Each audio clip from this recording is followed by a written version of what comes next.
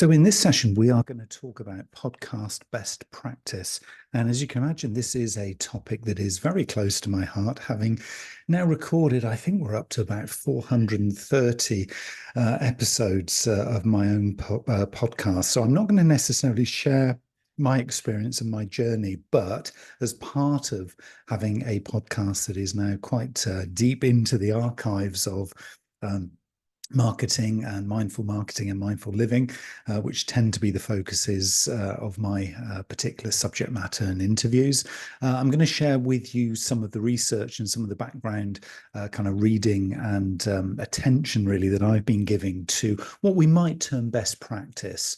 And of course, this is going to be something that is evolving over time, but I think it's quite important to make sure that when you kind of considering podcasting as potentially a marketing channel or a way of developing thought leadership, that you're actually working with something that is relatively up to date in terms of trends and the way that podcasting as a medium for marketing and communications, how it's actually evolving. And for me, this is really about kind of unlocking some of the opportunity. I still would be very much advocating that podcasting is a mechanism by which you can get a message out in a very uncluttered, unbusy state. And it is a channel that is still, I would say, underutilized by many marketers. I think there is a huge opportunity here for getting this thing into the marketing communications mix. And so what we're going to do here is kind of uncover some of the things that you can do almost in a step-by-step journey, if you like, for understanding what podcasting is, potentially what it also isn't, I think for most of us, and then learning from some of the more successful examples so that you can prepare to launch your own or develop your own if you have already started on this particular journey. So why podcasting? What kind of evidence is there that this would be a good thing to do? Well, 2/3 of the US population has listened to a podcast. 2/3 of the US population. So these are American statistics, but still, I would say very much applicable across the planet. And this has grown from around about 50% or early 50% since the kind of lockdown years, as it were. So we're still seeing that podcasting is in a big growth curve. It is trending in the right direction and reaching a large and very much a growing audience of listeners. Apparently, 93% of podcast listeners listen to almost all of each episode. So there's a really, really great opportunity here for demonstrating high engagement with this as a content stream. So unlike the typical kind of social media consumption of content, which has typically become shorter and shorter, faster and faster as years have gone by, the trend of podcasting content is going in the opposite direction. So if you're looking to get deep, intimate, high levels of engagement on the long term, then you are going to be seeing a lot of value coming through with podcast content. From a revenue perspective, podcast advertising, for example, is expected to exceed $4 billion as we go through the rest of this year. So it is a strong indicator there that marketing investment in the medium is still really yet to peak, because we're seeing this as almost doubled in the last couple of years. So there are all big organizations, there are brands who are now leveraging podcasting as a revenue generating channel. So for some of us, it is on the journey of engagement and it is part of our customer journey. And so it is all part of communications and establishing ourselves and our messages in an appropriate way with our audiences. But for some brands and some organizations and some people, it is also about leveraging this as a revenue generating tool as well.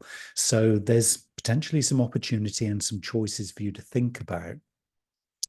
Irrespective of that, 54% of podcast consumers say they're more likely to consider brands they hear advertised on podcasts. So this isn't necessarily just about you thinking through creating your own podcast channel, interviewing others, having webinars that are recorded. and actually communicating messages. It could also be that you're thinking about this as a promotional advertising channel. So associating and aligning yourself with podcasters who are tapping into an audience that you'd like to attract and engage with. Because 54% of podcast consumers say they're more likely to consider brands they hear advertised on podcasts. So that is really significant. And you think about the attention that you're getting here in the long term from a podcast piece of content versus maybe passing very quickly a digital advertising banner, or in the real world, a poster, for example.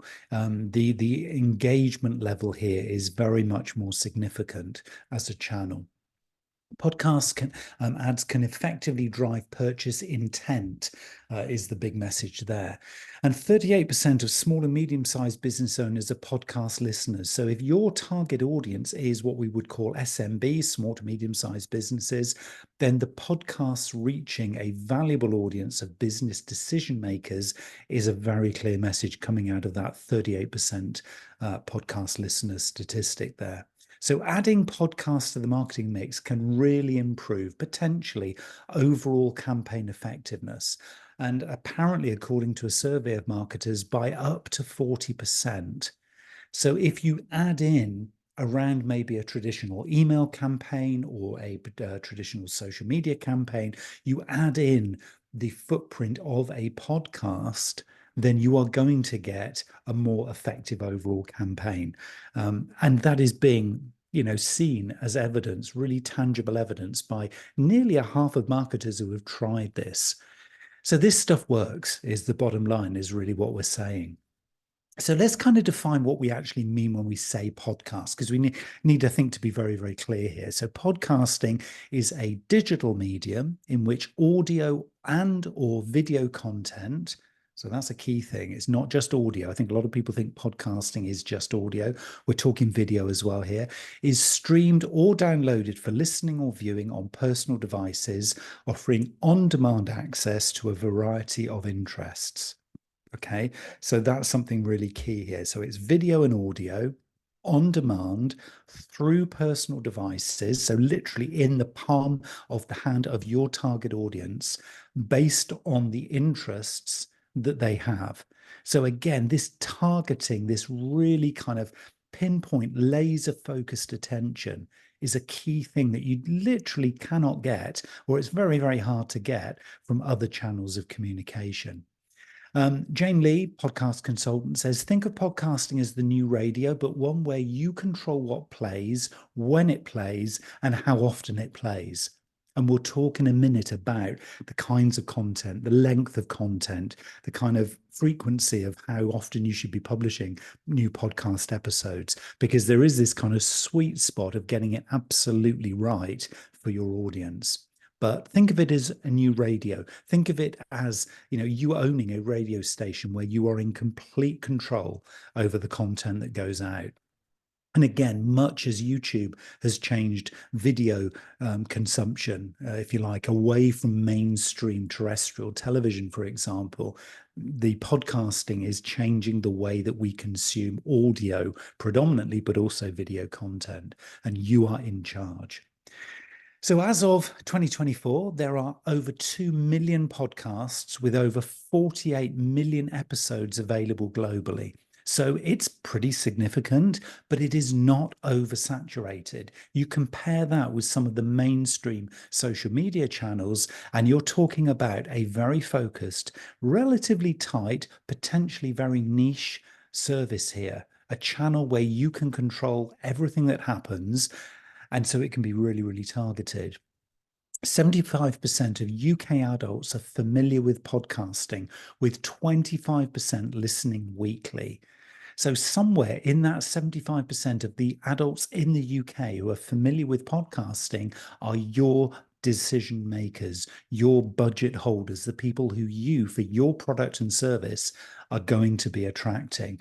So don't just necessarily think of them when they're wearing their business hat, if you're in B2B. You can also be thinking of it when they have downtime, because podcasting is one of those really interesting channels that translates across and outside of the day job.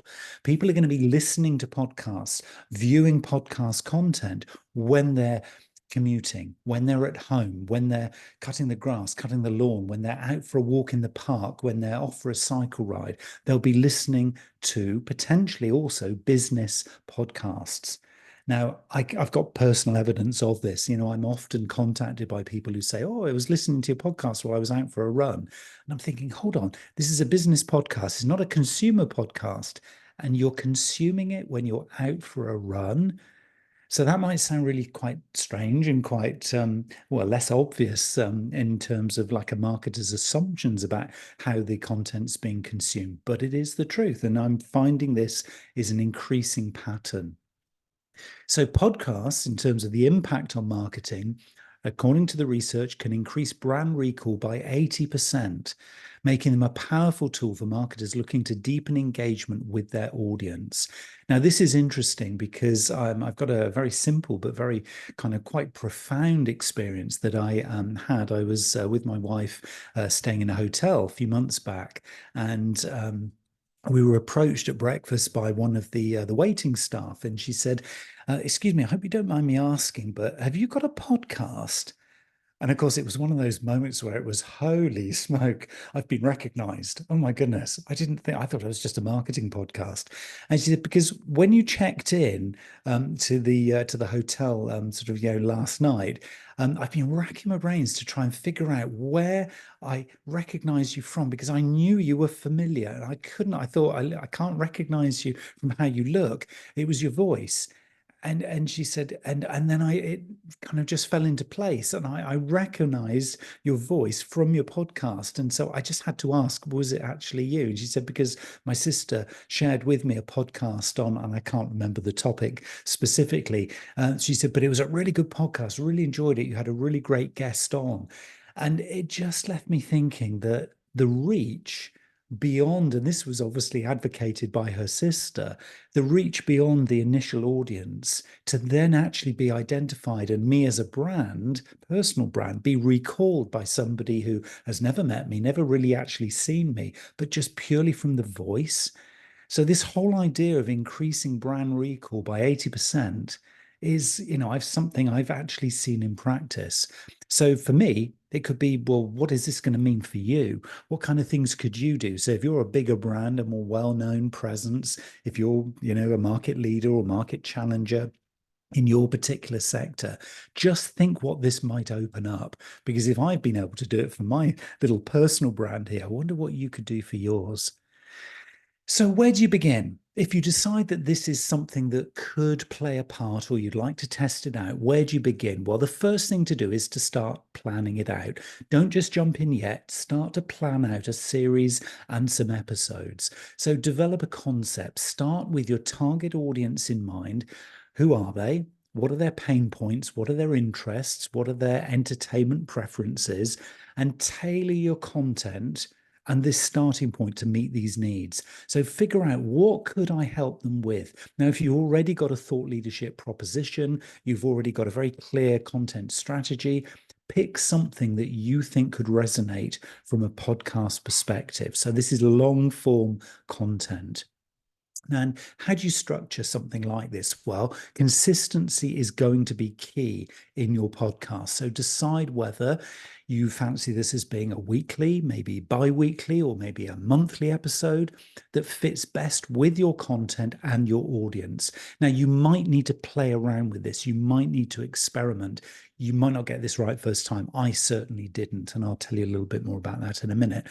But you need to kind of start somewhere. So decide, based on the resources and the time available, just think about, okay, let's create something that maybe is a 3 episode series. And we're going to do this on a maybe bi-weekly basis over the next 6 weeks, and we're going to put this particular content out, and we're going to see what happens. We're going to watch and intensely watch kind of what happens, and see how people respond, see if anybody talks about it, see if we can get some click-throughs from the links that we put in the show notes, and just watch. So starting off by planning something very simple, very short, and very precise is definitely the best way to begin.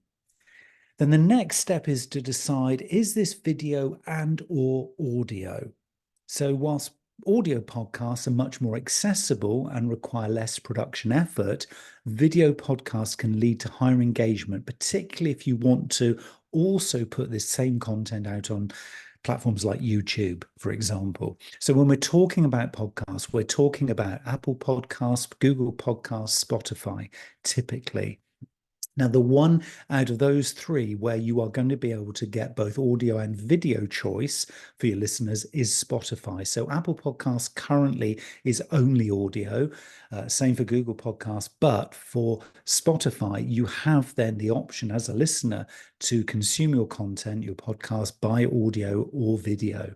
So it opens up that option and that opportunity. But you might decide we're just going to start with audio content because, of course, audio podcasts are ideal for, deep dives into subjects without any visual elements. Whereas clearly, if you're going to do a video podcast, I mean, those are going to be great for tutorials, for interviews, or anything that has what you might term dynamic content.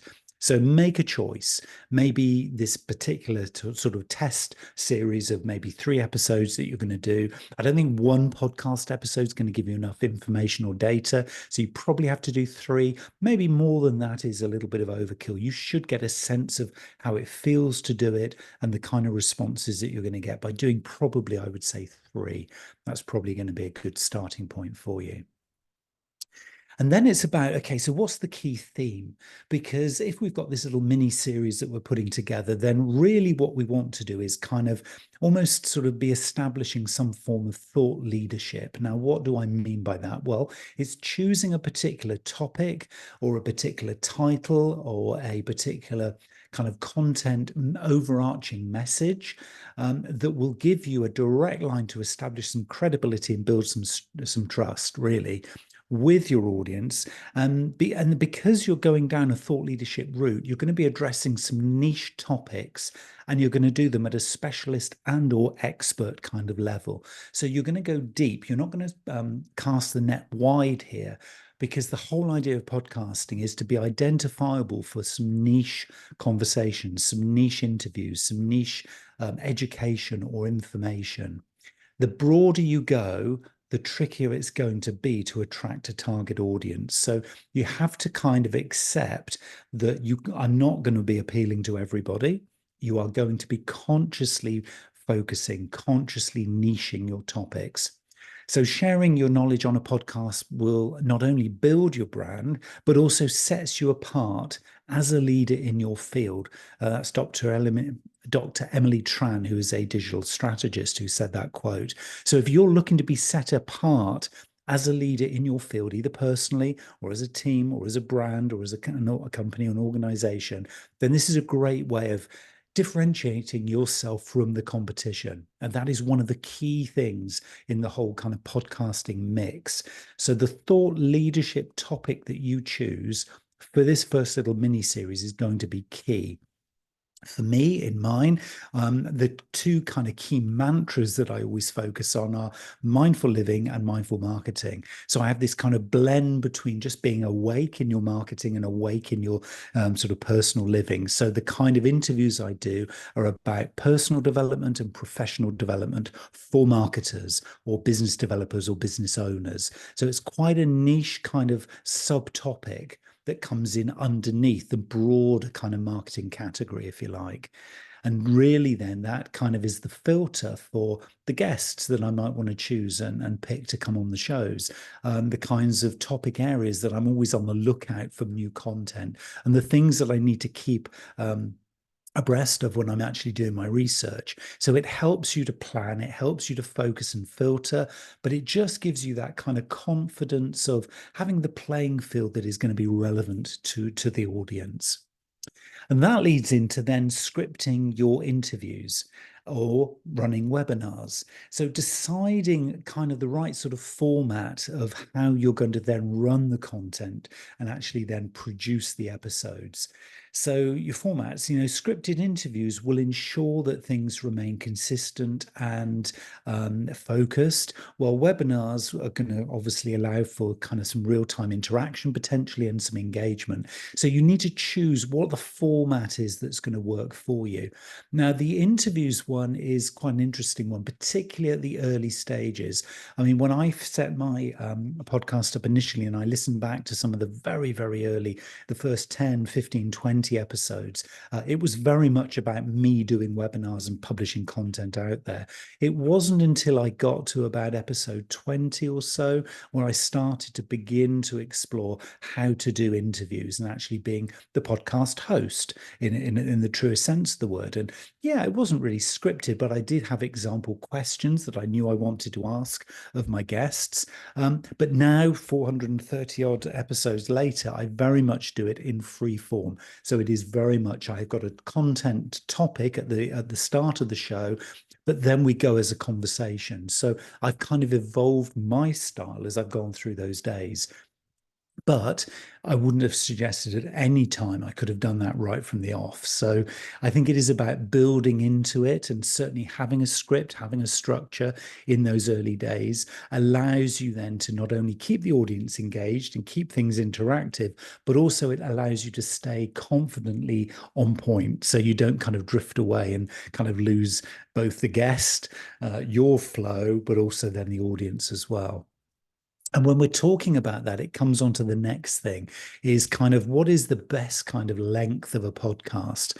Now, depending on who you ask, and there's a load of research that is actually quite conflicting. You'll find this in podcasting. The analytics, I'm not completely convinced by. The research, I'm not completely convinced by. And a lot of this is by trial and error, if we're being perfectly honest. But there generally seems to be a consensus that the ideal podcast length typically across the board tends to be around 20 to 30 minutes.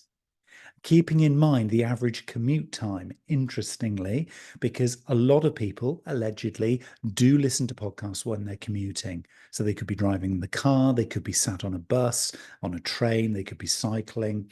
A lot of people are commuting and consuming podcast content.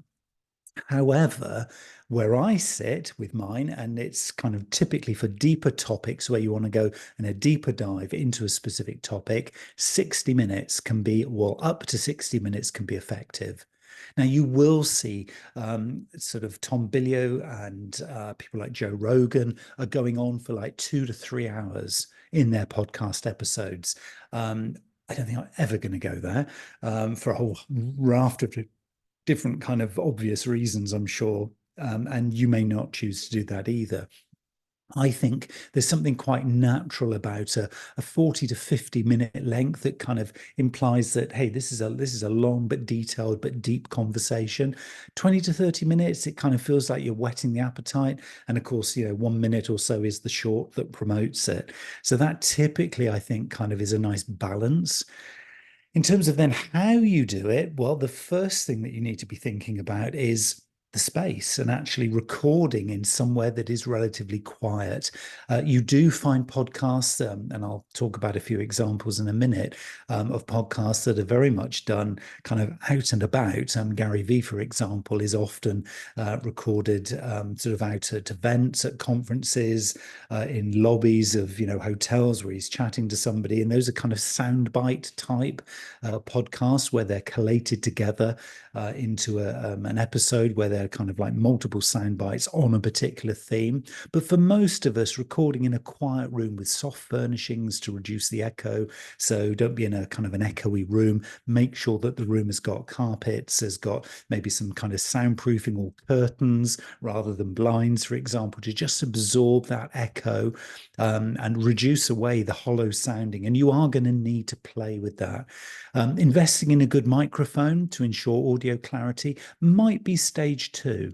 It might not be something you do initially. And for a lot of people, they're recording literally off of their computer or their Mac, or even into the voice memo on their phone. I know some of the earlier episodes that I did, I was recording straight into my phone, and that was perfectly adequate.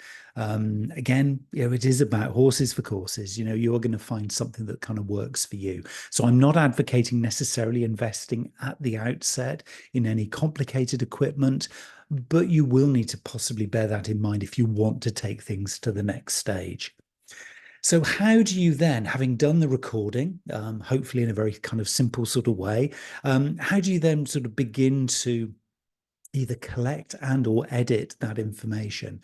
Well, some of the platforms, which I'll talk about in a minute for distribution, Spotify, for example, has a platform where you are able to edit and distribute within the same piece of software. But Audacity, for beginners, is really appropriate due to its free and open source nature. So if you search Audacity, that will give you a lot of functionality to edit. So what you're going to want to be doing is reducing echo, to clip the front and the end of the particular audio file that you've recorded.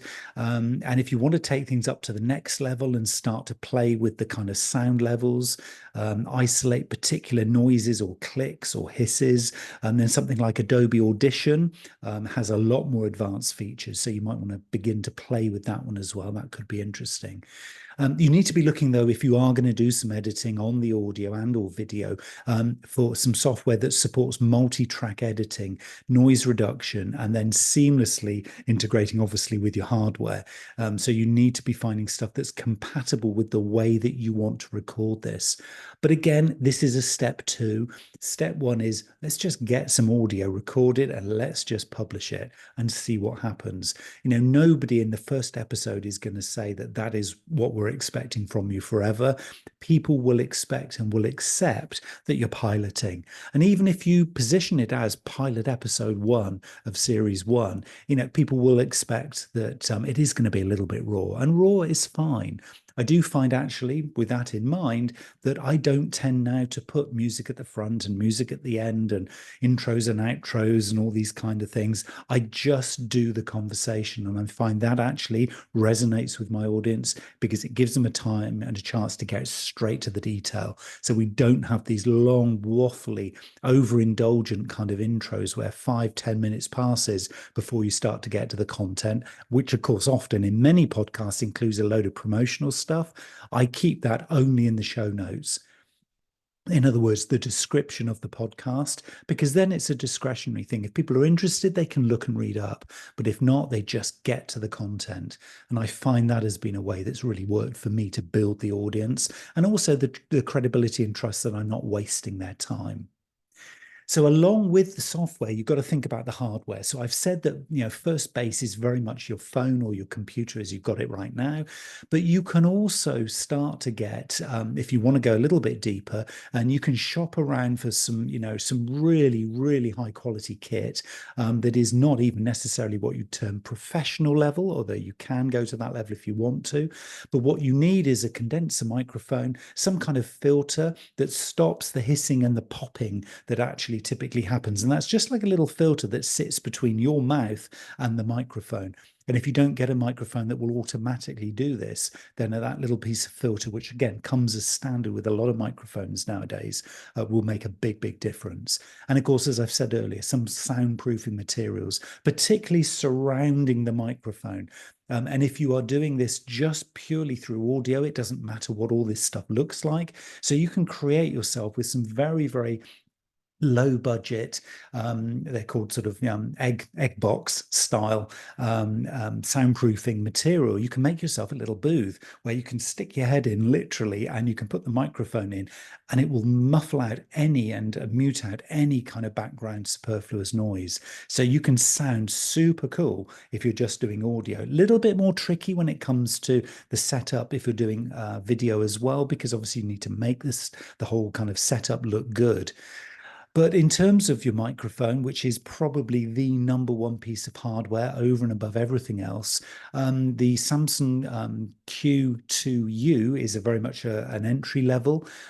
Any kind of Rode product, so it's Rode, RODE, the NT USB is a good one for kind of mid-range. And then there's a whole bunch of much more expensive, what you might term professional grade quality microphones out there. But I would recommend just getting onto Amazon, looking for maybe Rode is a good one if you're looking to kind of not have to buy two and trade up.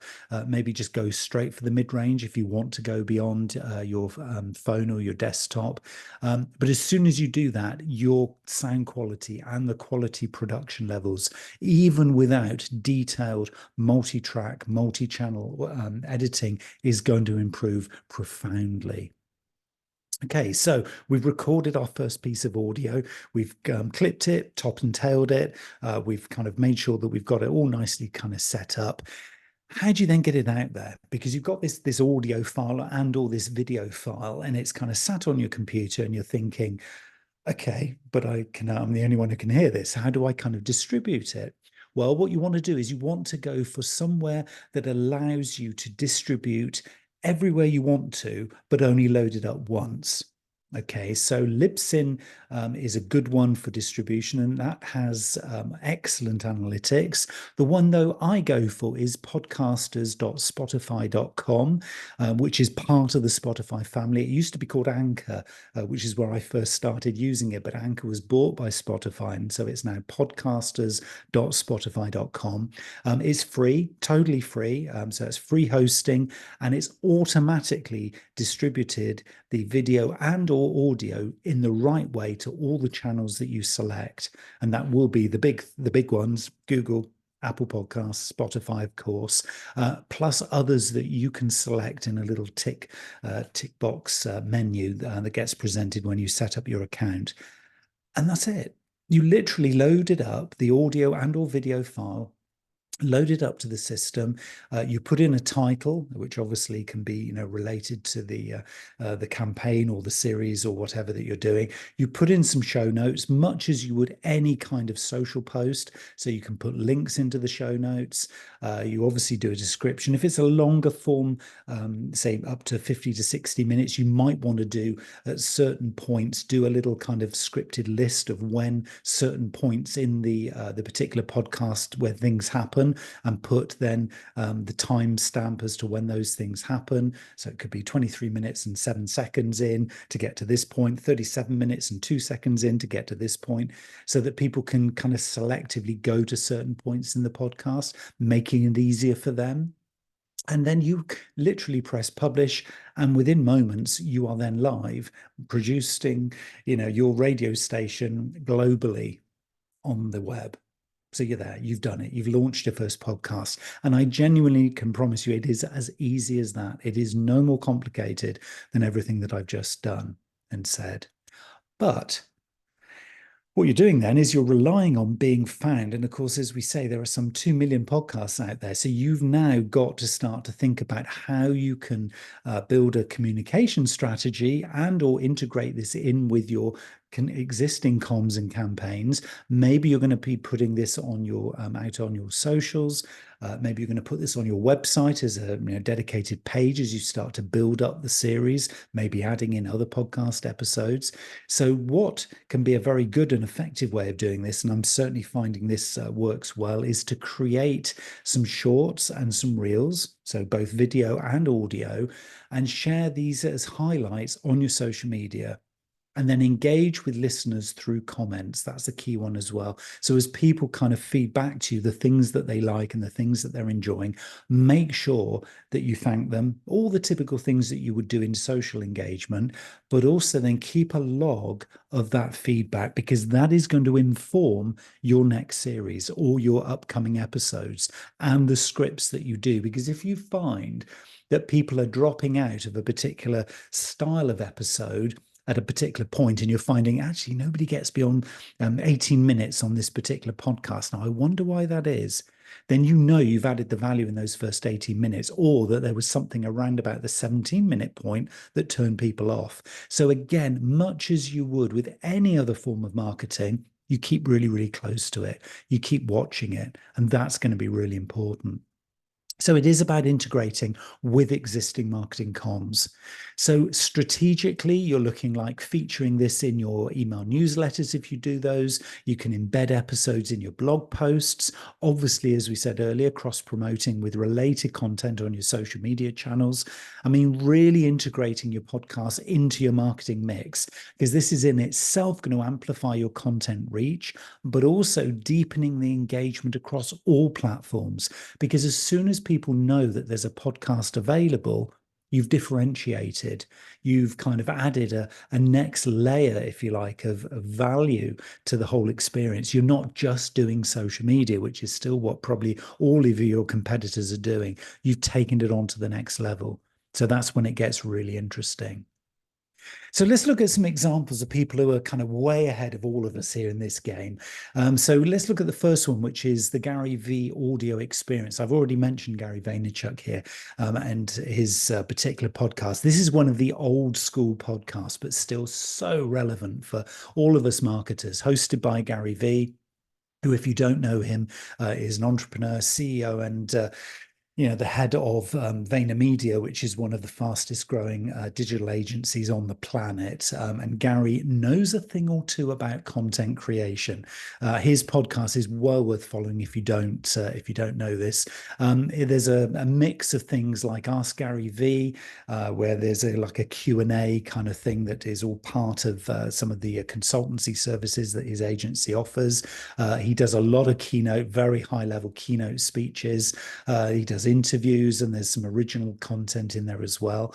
And he's covering things like marketing, business, new technologies like Web3 and the metaverse. So there's a whole host of things there that you can learn from. And certainly, if you kind of resonate with his style, he is going to be on your watch list in terms of, great podcast practice, as well as actually really useful marketing content too. Another good one for marketers is the Social Media Marketing Podcast with Michael Stelzner. And he's founder of Social Media Examiner, which is and has been for many, many years, one of the world's leading sites for social media news. You may well have found it and used this one yourself. There's a lot of expert interviews and tips to optimize social media strategies. So again, you can get a real feel for how to be a thought leader from listening to a lot of Michael's content there. And again, as a marketer, you're going to really get value from the latest trends and platform updates, which will keep you on the cutting edge of socials. So again, that can be one well worth subscribing to as well. One that I particularly like is the Marketing Companion podcast with Mark Schaefer. This is, again, conversations and interviews with marketing experts on a wide range of more general kind of marketing topics. But he's particularly now focusing in, much as I do, I think, a lot on the kind of emerging trends like AI in marketing and metaverse, which obviously helps you to prepare for the future.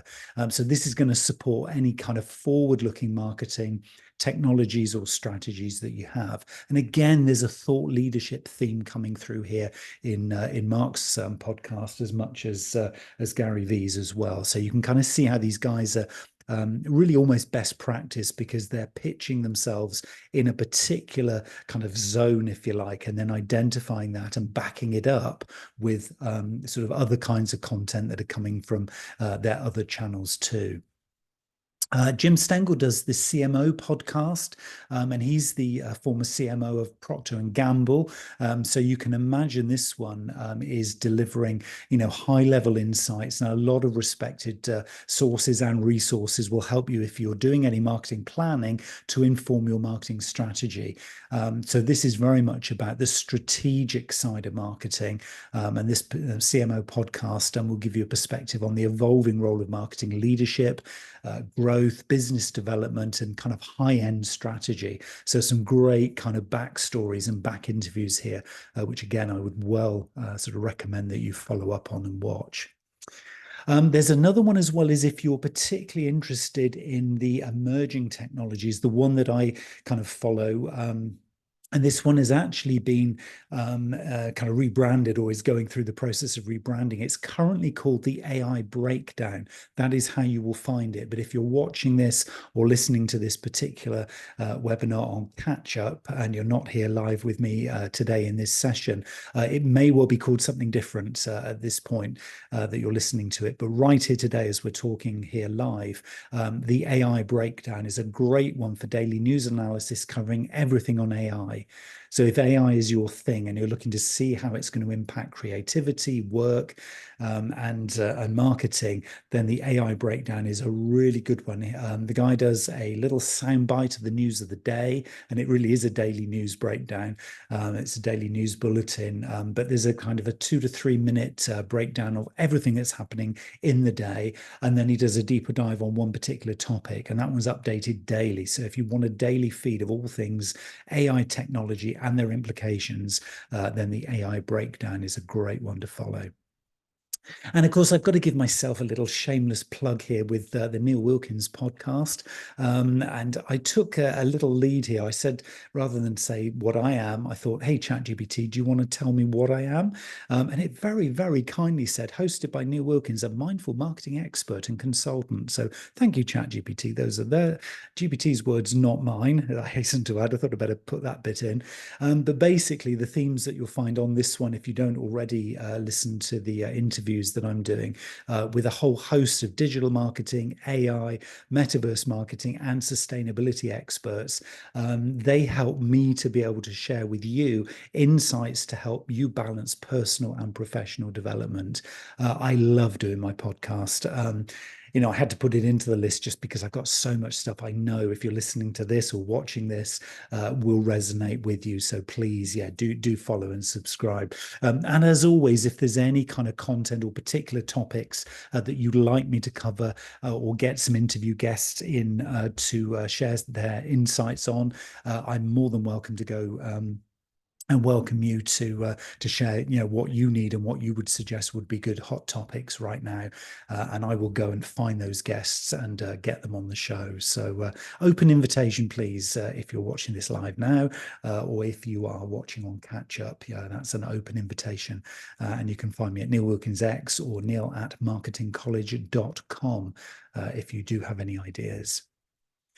So to round off then, hopefully this has been helpful to give you some ideas about where to begin. So a step-by-step guide, just to really summarize what we've talked about here, to starting up your own podcast. And remember, we said it is about beginning small. So figure out, let's kind of get an idea at step one, the concept. What do I want to be talking about? What kind of theme could I run with? And if you've already got some content themes or thought leadership, that's what it's about. Then it's planning. So plan maybe a very short series and get the first 3 episodes of that series. Call them a pilot if that's appropriate to kind of take the pressure off of you. You don't want to be sort of putting pressure on that says, oh, I've got to be 100% perfect. You don't. You just have to get started. And if you look at some of Gary Vee's early examples, and he often refers back to those, he said, I'm paraphrasing, but he says, I was tragic back in those early days compared to what I'm capable of doing now. So he's brutally honest. And I would say, yeah, that reflects my experience too. Just getting started is the way to start. Step 2 is to think about your equipment and software setup. So remember, it is about kind of a quiet space, and noise dampening and sound dampening is the key here. Think about your software setup as well. So if you do need to edit or clip stuff, get some of those very, very basic sort of audio and video softwares to enable you to do that little basic editing. Start recording your first episode. Don't expect it to be perfect. It won't be, but you've made a start, and that puts you ahead of everybody who's not starting. Distribute it. We talked about, obviously, the distribution networks, and my go-to recommendation would be podcasters.spotify.com, and that will get it out there. And then, having distributed it, it is also about you then deciding where you're going to promote it. And as part of that, I would say also thinking about, where does it sit in your target customer's journey? In other words, is it at the awareness stage? You want to get more of your target customers. Is it around the conversion stage, where you're trying to build trust with people who haven't quite got over the line and purchased from you or signed the contract? So it's in the conversion phase to build their trust and help your credibility. Or is it something you offer up to existing customers? Almost as a sort of a VIP loyalty thing to build advocacy and encourage them to keep coming back and engaging with you. By giving your podcast a job description and saying, this is where it sits in my customer's journey, that will also help you to refine and filter down the kind of content that's going to be relevant to it. Remember, we said it's all about niching down, getting really specific and targeted. Don't go broad, you'll get lost. It'll be too generic. Keep things specific. By doing it with that customer journey in mind, it really helps you to get really, really focused and targeted. So that can be really good. And the final thing then is really about measuring success and feedback. As you go through this, it's going to be really key to just remembering that you're going to be learning as you go, onwards and onwards. Each episode, just learning, getting the experience, getting that confidence to do more, really listening to the feedback that you get, both from any guests that you might interview, but also from the engagement that you do or don't get from the feedback from your listeners. And if you don't get too much feedback, if the numbers are not that high, if you're loving the journey, the key tip is to continue, because this is a channel that is going to be creating hugely valuable legacy content that is yours forever. So when it comes to audio content, which when people are doing voice search, when people in the future are looking for content that has really got some credibility, podcast content is not going to go out of fashion anytime soon.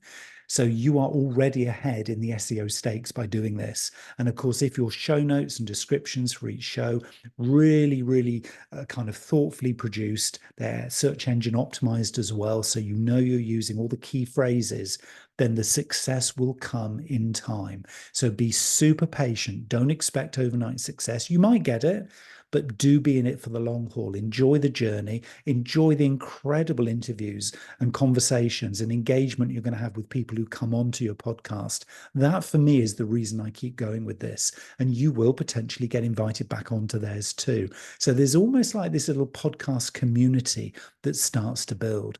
So when we say measure success and feedback, yes, it can be tangible ROI, but it can also be some of the softer things. It's that feel good association with this content, with the experiences, and with those conversations that can actually make it just really worthwhile in its own right. So be in it for the long haul, experiment, play, and just always be on there for really, really learning it.